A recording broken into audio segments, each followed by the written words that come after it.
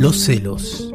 Para el celoso, el mundo está en constante movimiento. Todo lo observa, todo conspira en su contra. El celoso no conoce de tranquilidad, de paz, de descanso. En este cuento, Bioy Casares nos mete en lo que aparenta ser una dulce historia de amor que en realidad está completamente sesgada por los celos de sus protagonistas. ¿Tenés 15 minutos? Te cuento un cuento. En memoria de Paulina, de Adolfo Bioy Casares.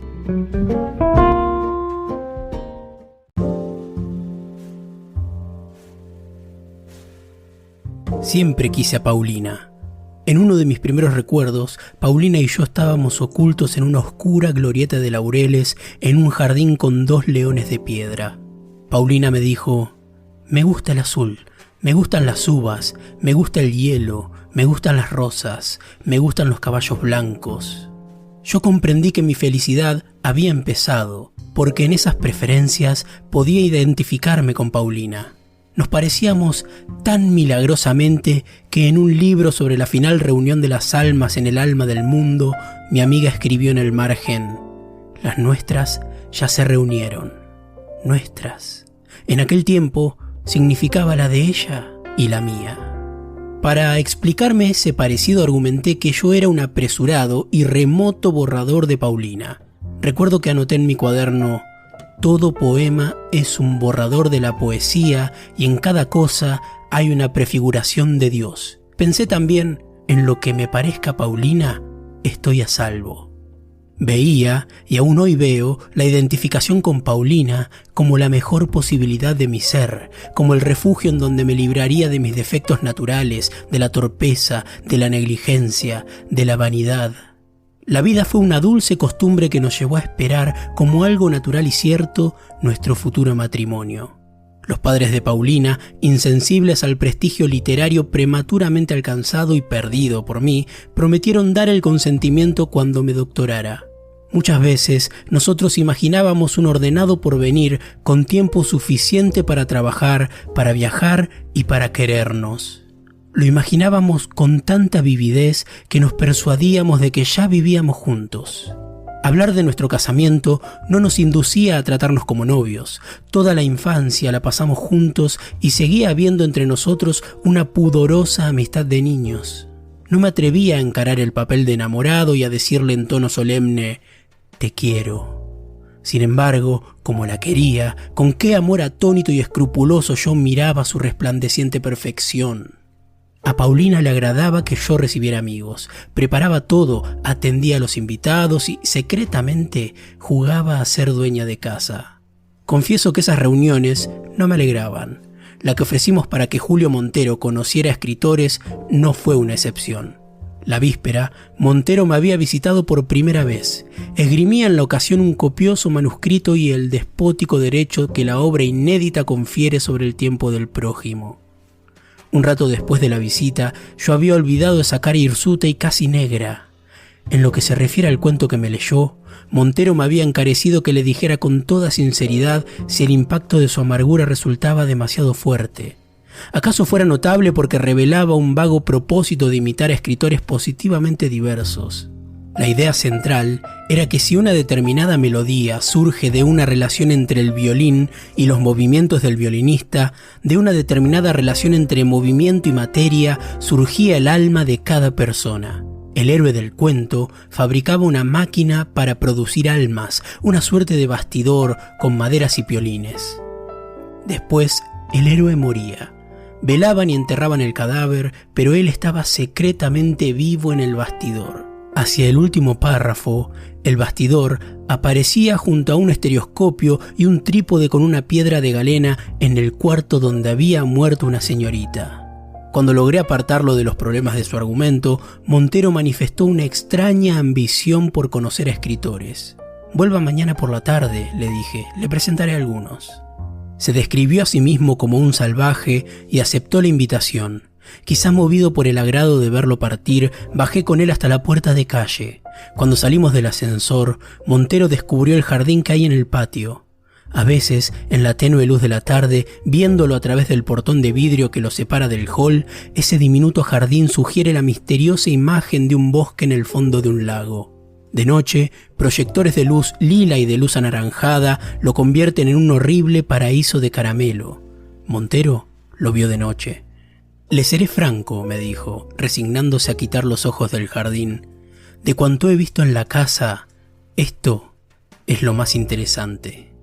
Al otro día, Paulina llegó temprano. A las 5 de la tarde ya tenía todo listo para el recibo. Le mostré una estatuita china de piedra verde que yo había comprado esa mañana en un anticuario. Era un caballo salvaje con las manos en el aire y la crin levantada. El vendedor me aseguró que simbolizaba la pasión. Paulina puso el caballito en un estante de la biblioteca y exclamó: «Es hermoso como la primera pasión de una vida». Cuando le dije que se lo regalaba, impulsivamente me echó los brazos al cuello y me besó. Tomamos el té en el antecomedor. Le conté que me habían ofrecido una beca para estudiar 2 años en Londres. De pronto creímos en un inmediato casamiento, en el viaje, en nuestra vida en Inglaterra. Nos parecía tan inmediata como el casamiento. Consideramos pormenores de economía doméstica, las privaciones casi dulces a que nos someteríamos, la distribución de horas de estudio, de paseo, de reposo y tal vez de trabajo. Lo que haría Paulina mientras yo asistiera a los cursos, la ropa y los libros que llevaríamos. Después de un rato de proyectos, admitimos que yo tendría que renunciar a la beca. Faltaba una semana para mis exámenes, pero ya era evidente que los padres de Paulina querían postergar nuestro casamiento. Empezaron a llegar los invitados. Yo no me sentía feliz. Cuando conversaba con una persona solo pensaba en pretextos para dejarla. Proponer un tema que interesara al interlocutor me parecía imposible. Si quería recordar algo, no tenía memoria o la tenía demasiado lejos. Ansioso, fútil, abatido, pasaba de un grupo a otro deseando que la gente se fuera, que nos quedáramos solos, que llegara el momento, ay tan breve, de acompañar a Paulina hasta su casa. Cerca de la ventana, mi novia hablaba con Montero.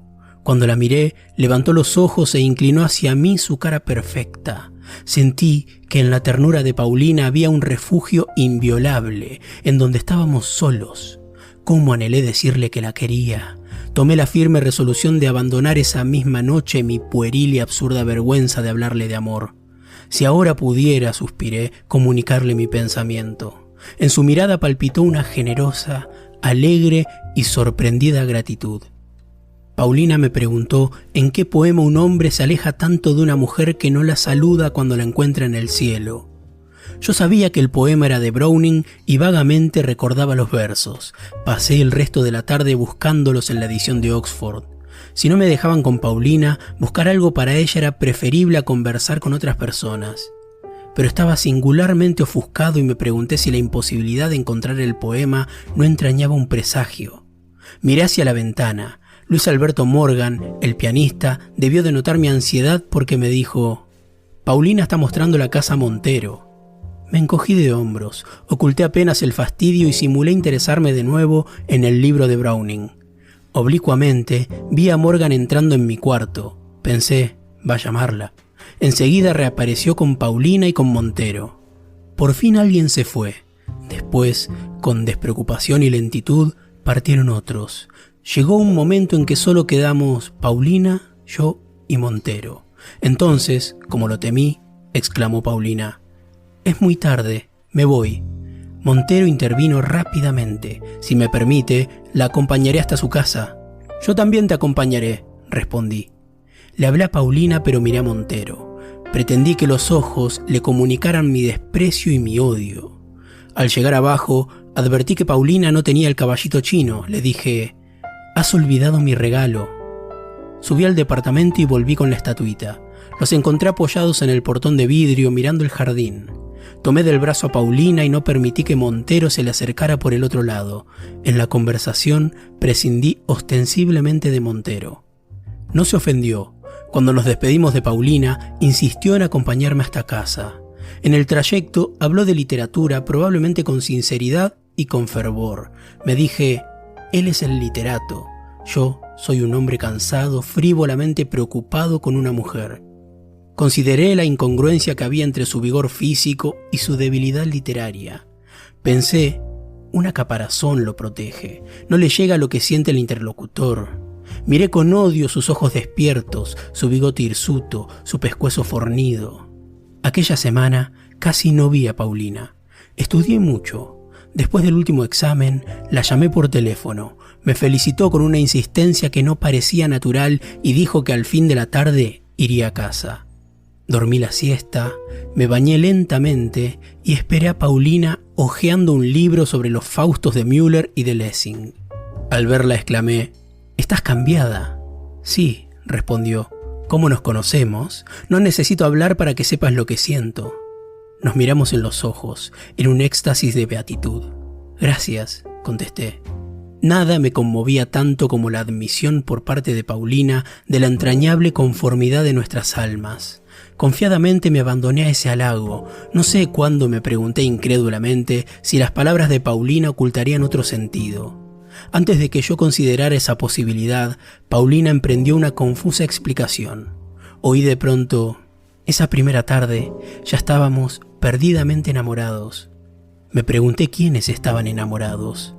Paulina continuó: «Es muy celoso, no se opone a nuestra amistad, pero le juré que por un tiempo no te vería». Yo esperaba, aún, la imposible aclaración que me tranquilizara. No sabía si Paulina hablaba en broma o en serio. No sabía qué expresión había en mi rostro. No sabía lo desgarradora que era mi congoja. Paulina agregó: «Me voy. Julio está esperándome. No subió para no molestarnos». «¿Quién?», pregunté. Enseguida temí, como si nada hubiera ocurrido, que Paulina descubriera que yo era un impostor y que nuestras almas no estaban tan juntas. Paulina contestó con naturalidad: «Julio Montero». La respuesta no podía sorprenderme. Sin embargo, en aquella tarde horrible, nada me conmovió tanto como esas dos palabras. Por primera vez me sentí lejos de Paulina. Casi con desprecio le pregunté: «¿Van a casarse?». No recuerdo qué me contestó. Creo que me invitó a su casamiento. Después me encontré solo. Todo era absurdo. No había una persona más incompatible con Paulina y conmigo que Montero. ¿O me equivocaba? Si Paulina quería a ese hombre, tal vez nunca se había parecido a mí. Una abjuración no me bastó. Descubrí que muchas veces yo había entrevisto la espantosa verdad. Estaba muy triste, pero no creo que sintiera celos. Me acosté en la cama boca abajo. Al estirar una mano, encontré el libro que había leído un rato antes. Lo arrojé lejos de mí con asco. Salí a caminar. En una esquina miré una calecita. Me parecía imposible seguir viviendo esa tarde. Durante años la recordé y, como prefería los dolorosos momentos de la ruptura, porque habían pasado con Paulina, a la ulterior soledad, los recorría y los examinaba minuciosamente y volvía a vivirlos. En esta angustiada cavilación creía descubrir nuevas interpretaciones para los hechos. Así, por ejemplo, en la voz de Paulina declarándome el nombre de su amado, sorprendí una ternura que, al principio, me emocionó. Pensé que la muchacha me tenía lástima, y me conmovió su bondad como antes me conmovía su amor. Luego, recapacitando, deduje que esa ternura no era para mí, sino para el nombre pronunciado. Acepté la beca y silenciosamente me ocupé en los preparativos del viaje. Sin embargo, la noticia trascendió. En la última tarde me visitó Paulina. Me sentía alejado de ella, pero cuando la vi, me enamoré de nuevo. Sin que Paulina lo dijera, comprendí que su aparición era furtiva. La tomé de las manos, trémulo de agradecimiento. Paulina exclamó: «Siempre te querré. De algún modo, siempre te querré más que a nadie». Tal vez creyó que había cometido una traición. Sabía que yo no dudaba de su lealtad hacia Montero, pero como disgustada por haber pronunciado palabras que entrañaran, si no para mí, para un testigo imaginario, una intención desleal, agregó rápidamente: «Es claro, lo que siento por ti no cuenta. Estoy enamorada de Julio». Todo lo demás, dijo, no tenía importancia. El pasado era una región desierta en la que ella había esperado a Montero. De nuestro amor o amistad no se acordó. Después hablamos poco. Yo estaba muy resentido y fingí tener prisa. La acompañé en el ascensor. Al abrir la puerta retumbó inmediata la lluvia. «Buscaré un taxímetro», dije. Con una súbita emoción en la voz, Paulina me gritó: «Adiós, querido». Cruzó corriendo la calle y desapareció a lo lejos. Me volví tristemente. Al levantar los ojos, vi a un hombre agazapado en el jardín. El hombre se incorporó y apoyó las manos y la cara contra el portón de vidrio. Era Montero. Rayos de luz lila y de luz anaranjada se cruzaban sobre un fondo verde con boscajes oscuros. La cara de Montero, apretada contra el vidrio mojado, parecía blanquecina y deforme. Pensé en acuarios, en peces en acuarios. Luego, con frívola amargura, me dije que la cara de Montero sugería otros monstruos, los peces deformados por la presión del agua que habitan en el fondo del mar. Al otro día a la mañana me embarqué. Durante el viaje casi no salí del camarote. Escribí y estudié mucho. Quería olvidar a Paulina. En mis 2 años en Inglaterra evité cuanto pudiera recordármela, desde los encuentros con argentinos hasta los pocos telegramas de Buenos Aires que publicaban los diarios. Es verdad que se me aparecía en el sueño, con una vividez tan persuasiva y tan real, que me pregunté si mi alma no contrarrestaba de noche las privaciones que yo le imponía en la vigilia. Eludí obstinadamente su recuerdo. Hacia el fin del primer año logré excluirla de mis noches y casi olvidarla. La tarde que llegué de Europa, volví a pensar en Paulina. Con aprensión me dije que tal vez en casa los recuerdos fueran demasiado vivos. Cuando entré en mi cuarto sentí alguna emoción y me detuve respetuosamente conmemorando el pasado y los extremos de alegría y de congoja que yo había conocido. Entonces tuve una revelación vergonzosa. No me conmovían secretos monumentos de nuestro amor. Repentinamente, manifestados en lo más íntimo de la memoria, me conmovía la enfática luz que entraba por la ventana. La luz de Buenos Aires. A eso de las 4 fui hasta la esquina y compré 1 kilo de café. En la panadería, el patrón me reconoció, me saludó con estruendosa cordialidad y me informó que desde hacía mucho tiempo, 6 meses por lo menos, yo no lo honraba con mis compras. Después de estas amabilidades, le pedí tímido y resignado medio kilo de pan. Me preguntó como siempre, ¿tostado o blanco? Le contesté, como siempre, blanco. Volví a casa. Era un día claro como un cristal y muy frío. Mientras preparaba el café pensé en Paulina. Hacia el fin de la tarde solíamos tomar una taza de café negro. Como en un sueño, pasé de una afable y ecuánime indiferencia a la emoción, a la locura que me produjo la aparición de Paulina. Al verla, caí de rodillas, hundí la cara entre sus manos y lloré, por primera vez, todo el dolor de haberla perdido. Su llegada ocurrió así. 3 golpes resonaron en la puerta. Me pregunté quién sería el intruso. Pensé que por su culpa se enfriaría el café. Abrí distraídamente. Luego, ignoro si el tiempo transcurrido fue muy largo o muy breve. Paulina me ordenó que la siguiera. Comprendí que ella estaba corrigiendo con la persuasión de los hechos los antiguos errores de nuestra conducta. Me parece, pero además de recaer en los mismos errores, soy infiel a esa tarde, que los corrigió con excesiva determinación. Cuando me pidió que la tomara de la mano, me dijo, ahora, me abandoné a la dicha. Nos miramos en los ojos y, como 2 ríos confluentes, nuestras almas también se unieron. Afuera, sobre el techo, contra las paredes, llovía.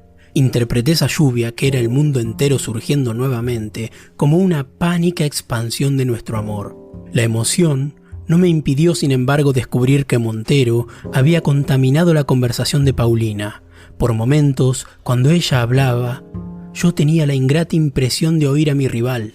Reconocí la característica pesadez de las frases, reconocí las ingenuas y trabajosas tentativas de encontrar el término exacto.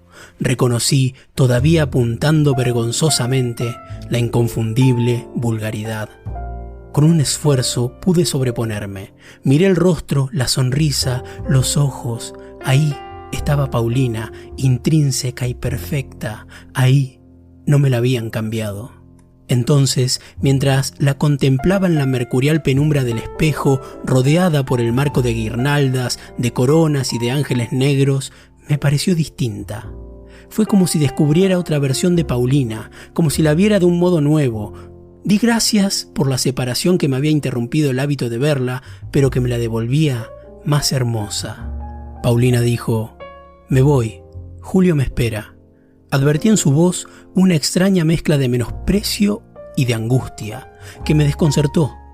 Pensé melancólicamente, Paulina, en otros tiempos, no hubiera traicionado a nadie. Cuando levanté la mirada, se había ido. Tras un momento de vacilación, la llamé. Volví a llamarla, bajé a la entrada, corrí por la calle. No la encontré. De vuelta, sentí frío. Me dije, ha refrescado. Fue un simple chaparrón. La calle estaba seca. Cuando llegué a casa, vi que eran las 9.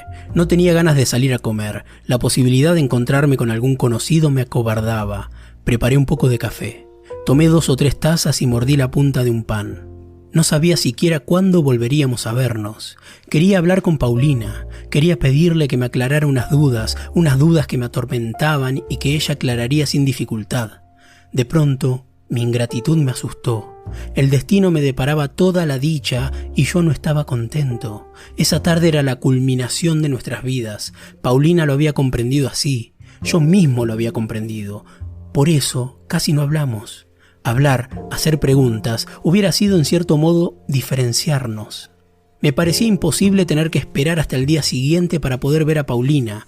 Con premioso alivio, determiné que iría esa misma noche a casa de Montero. Desistí muy pronto. Sin hablar antes con Paulina, no podía visitarlos. Resolví buscar a un amigo, Luis Alberto Morgan. Me pareció el más indicado, y pedirle que me contara cuanto supiera de la vida de Paulina durante mi ausencia. Luego pensé que lo mejor era acostarme y dormir. Descansado, vería todo con más comprensión. Por otra parte, no estaba dispuesto a que me hablaran frívolamente de Paulina. Al entrar en la cama, tuve la impresión de entrar en un cepo. Recordé tal vez noches de insomnio en que uno se queda en la cama para no reconocer que está desvelado. Apagué la luz. No cavilaría más sobre la conducta de Paulina. Sabía demasiado poco para comprender la situación. Ya que no podía hacer un vacío en la mente y dejar de pensar, me refugiaría en el recuerdo de esa tarde. Seguiría queriendo el rostro de Paulina, aun si encontraba en sus actos algo extraño y hostil que me alejaba de ella. El rostro era el de siempre, el puro y maravilloso que me había querido antes de la abominable aparición de Montero. Me dije, hay una fidelidad en las caras que las almas quizá no comparten. ¿O todo era un engaño? ¿Yo estaba enamorado de una ciega proyección de mis preferencias y repulsiones? ¿Nunca había conocido a Paulina?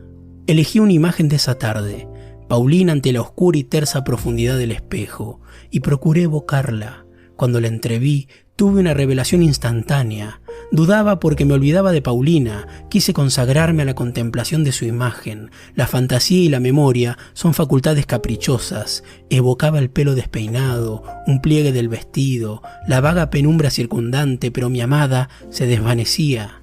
Muchas imágenes, animadas de inevitable energía, pasaban ante mis ojos cerrados.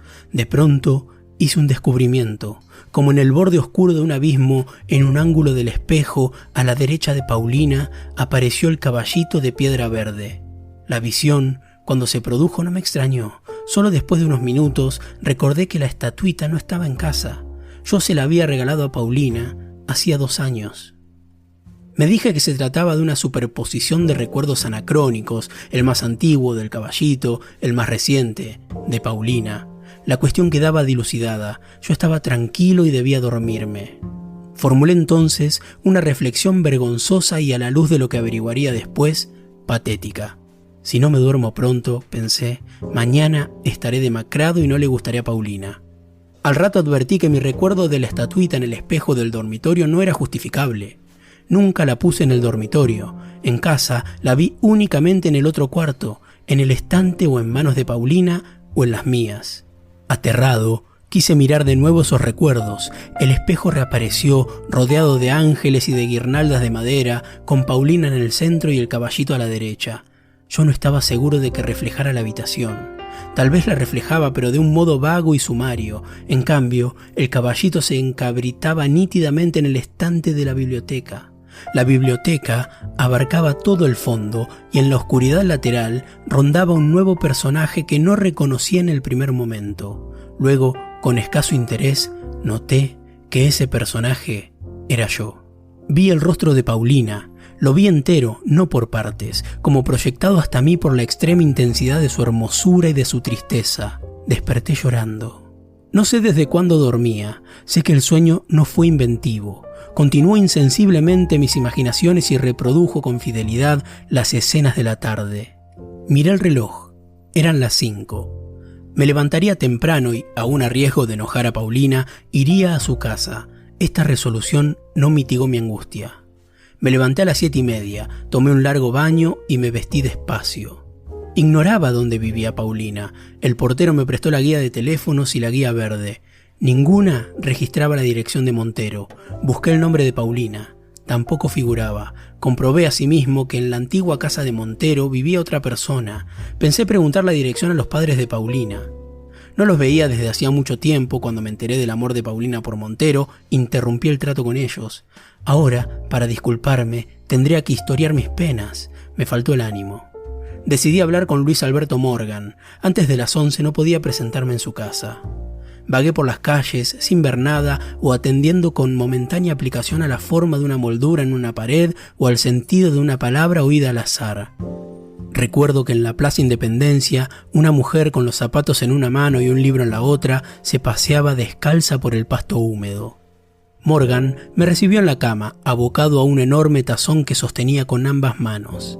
Entreví un líquido blancuzo y flotando algún pedazo de pan. ¿Dónde vive Montero?, le pregunté. Ya había tomado toda la leche, ahora sacaba del fondo de la taza los pedazos de pan. «Montero está preso», contestó. No pude ocultar mi asombro. Morgan continuó. «¿Cómo? ¿Lo ignorás?» Imaginó, sin duda, que yo ignoraba solamente ese detalle, pero por gusto de hablar, refirió todo lo ocurrido. Creí perder el conocimiento, caer en un repentino precipicio. Ahí también llegaba la voz ceremoniosa, implacable y nítida que relataba hechos incomprensibles con la monstruosa y persuasiva convicción de que eran familiares. Morgan me comunicó lo siguiente. Sospechando que Paulina me visitaría, Montero se ocultó en el jardín de casa. La vio salir, la siguió, la interpeló en la calle. Cuando se juntaron curiosos, la subió a un automóvil de alquiler. Anduvieron toda la noche por la costanera y por los lagos y a la madrugada, en un hotel del Tigre, la mató de un balazo. Esto no había ocurrido la noche anterior a esa mañana. Había ocurrido la noche anterior a mi viaje a Europa. Había ocurrido hacía 2 años. En los momentos más terribles de la vida solemos caer en una suerte de irresponsabilidad protectora y en vez de pensar en lo que nos ocurre, dirigimos la atención a trivialidades. En ese momento yo le pregunté a Morgan, ¿te acuerdas de la última reunión en casa antes de mi viaje? Morgan se acordaba. Continué. Cuando notaste que yo estaba preocupado y fuiste a mi dormitorio a buscar a Paulina. ¿Qué hacía Montero? Nada, contestó Morgan con cierta vivacidad. Nada. Sin embargo, ahora lo recuerdo, se miraba en el espejo. Volvía a casa. Me crucé en la entrada con el portero. Afectando indiferencia le pregunté, ¿sabe que murió la señorita Paulina? ¿Cómo no voy a saberlo?, respondió. Todos los diarios hablaron del asesinato y yo acabé declarando en la policía. El hombre me miró inquisitivamente. ¿Le ocurre algo?, dijo, acercándose mucho. ¿Quiere que lo acompañe? Le di las gracias y me escapé hacia arriba. Tengo un vago recuerdo de haber forcejeado con una llave, de haber recogido unas cartas del otro lado de la puerta, de estar con los ojos cerrados, tendido boca abajo en la cama. Después me encontré frente al espejo pensando, lo cierto es que Paulina me visitó anoche. Murió sabiendo que el matrimonio con Montero había sido una equivocación atroz, y que nosotros éramos la verdad. Volvió desde la muerte para completar su destino, nuestro destino. Recordé una frase que Paulina escribió hace años en un libro. Nuestras almas ya se reunieron. Seguí pensando, anoche, por fin, en el momento en que la tomé de la mano. Luego me dije, soy indigno de ella. He dudado, he sentido celos. Para quererme, vino desde la muerte. Paulina me había perdonado. Nunca nos habíamos querido tanto, nunca estuvimos tan cerca. Yo me debatía en esta embriaguez de amor victoriosa y triste cuando me pregunté, mejor dicho, cuando mi cerebro, llevado por el simple hábito de proponer alternativas, se preguntó si no habría otra explicación para la visita de anoche. Entonces, como una fulminación, me alcanzó la verdad. Quisiera descubrir ahora que me equivoco de nuevo. Por desgracia, como siempre ocurre cuando surge la verdad, mi horrible explicación aclara los hechos que parecían misteriosos. Estos por su parte, la confirman. Nuestro pobre amor no arrancó de la tumba Paulina. No hubo fantasma de Paulina. Yo abracé un monstruoso fantasma de los celos de mi rival. La clave de lo ocurrido está oculta en la visita que me hizo Paulina en la víspera de mi viaje. Montero la siguió y la esperó en el jardín. La riñó toda la noche y porque no creyó en sus explicaciones, cómo ese hombre entendería la pureza de Paulina, la mató a la madrugada. Lo imaginé en su cárcel, cavilando sobre esa visita, representándosela con la cruel obstinación de los celos. La imagen que entró en casa, lo que después ocurrió allí, fue una proyección de la horrenda fantasía de Montero. No lo descubrí entonces porque estaba tan conmovido y tan feliz que solo tenía voluntad para obedecer a Paulina. Sin embargo, los indicios no faltaron. Por ejemplo, la lluvia. Durante la visita de la verdadera Paulina, en la víspera de mi viaje, no oí la lluvia. Montero, que estaba en el jardín, la sintió directamente sobre su cuerpo. Al imaginarnos, creyó que la habríamos oído. Por eso, anoche oí llover. Después me encontré con que la calle estaba seca. Otro indicio es la estatuita. Un solo día la tuve en casa, el día del recibo. Para Montero quedó como un símbolo del lugar. Por eso apareció anoche. No me reconocí en el espejo porque Montero no me imaginó claramente, tampoco imaginó con precisión el dormitorio, ni siquiera conoció a Paulina. La imagen proyectada por Montero se condujo de un modo que no es propio de Paulina. Además, hablaba como él. Urdir esta fantasía es el tormento de Montero. El mío es más real. Es la convicción de que Paulina no volvió porque estuviera desengañada de su amor. Es la convicción de que nunca fui su amor. Es la convicción de que Montero no ignoraba aspectos de su vida que solo he conocido indirectamente. Es la convicción de que al tomarla de la mano, en el supuesto momento de la reunión de nuestras almas, obedecí a un ruego de Paulina que ella nunca me dirigió y que mi rival oyó muchas veces.